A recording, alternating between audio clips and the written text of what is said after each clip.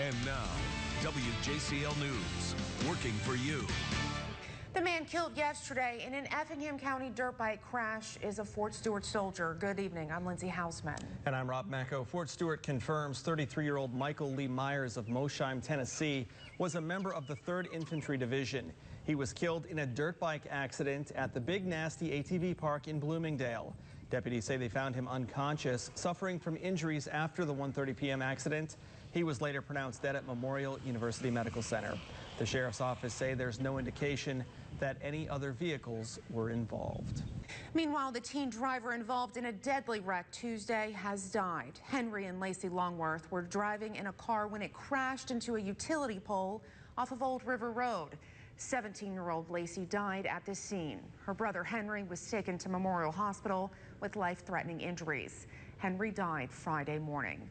Now a fundraiser is being set up for the Longworth family to help with medical bills. A bake sale will be held Saturday, October the 6th from 8 in the morning until noon. It'll be held at a friend's house of the families, which is located on Highway 80 there in Bloomingdale.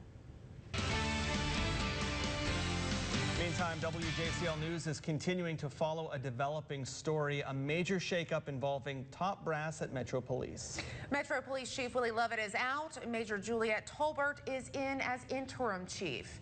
She's the first woman to hold that position. City leaders say Lovett is taking a, quote, early retirement. An announcement made just a day after we reported a sexual harassment investigation against him is underway. The news conference answered a lot of questions for the city of Savannah on Friday.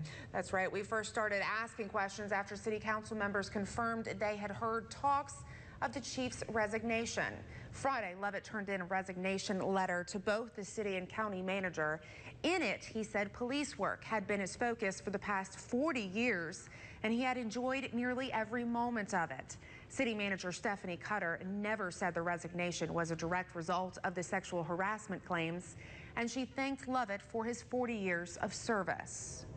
Well, in his resignation letter, Chief Lovett said that he had planned to retire in the next 60 days, but decided that his resignation should be effective immediately. The county and city managers are now to begin the process of finding a new chief for the Savannah-Chatham Metro Police Department.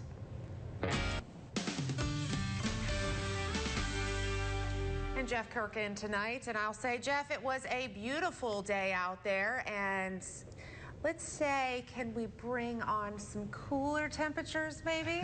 Well, we did make it cooler for this weekend, but I know it could get even a little bit cooler still and really be super pleasant out there. Not going to do that just yet. It's going to warm up some as we go through this week, but...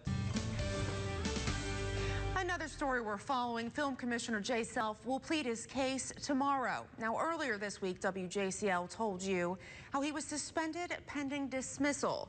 City leaders refused to say why they took this action. But city leaders will hold a news conference Monday about the situation. Now, this comes as filming for the SpongeBob movie will begin next week. Well, it's been almost 5 years since Tibetan monks have traveled to Savannah. On Monday, a group of them began working on a sand mandala at the Telfair Museum's Jepson Center. WJCL's Brandon Lavornia sat down with some of the monks and shows us the meaning behind that sand mandala. Now, after they're finished, the monks took apart the mandala and gave it out to the visitors. They then threw the rest of it into the Savannah River because the monks believe the healing energies will spread throughout the world. Well, the Tybee Island Pavilion turned into a fishing frenzy Saturday morning. The Gage Oshner Kids Fishing and Coastal Water Safety event held on Tybee Island. The point of the program, to bring families together to promote fishing, but also water safety. About 150 kids between the ages of 5 and 12 took part.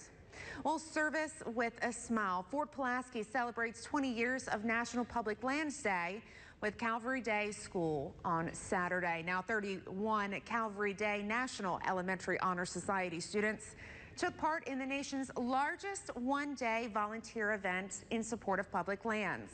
Work projects ran for 3 hours on Saturday. Nationally, more than 170,000 volunteers took part in the event, which supports more than 2,000 sites in all 50 states. Now, WJCL News, working for you. The House voted early Sunday on a spending plan that includes measures meant to undermine Obamacare. It's the latest in a ramped-up game of political hot potato. The tick-tock toward showdown inches closer with little compromise in sight. Christina Malcher has the latest developments from a busy weekend session for Congress. Rescuers worked furiously to save as many lives as they could after a building collapsed in Mumbai. But this morning, that search ended. The final death toll is 60 people, but rescuers were able to save 33 people from the building. And by this morning, all 93 people who were listed as missing had been accounted for. The search ended there. The 5-story building collapsed Friday, the third deadly collapse in Mumbai in 6 months. The cause, of course, still under investigation. Play at home against LA on Thursday. Sounds good. Yep, so Braves at home, Atlanta, start looking on eBay for those tickets. How about tomorrow? What can we look forward to tomorrow? Pretty nice day. We're going to have a mix of sun and clouds and temperatures reaching up into the low 80s. We'll start off in the low 60s. As we head through the week, we'll warm up into the mid-80s for Wednesday through Friday.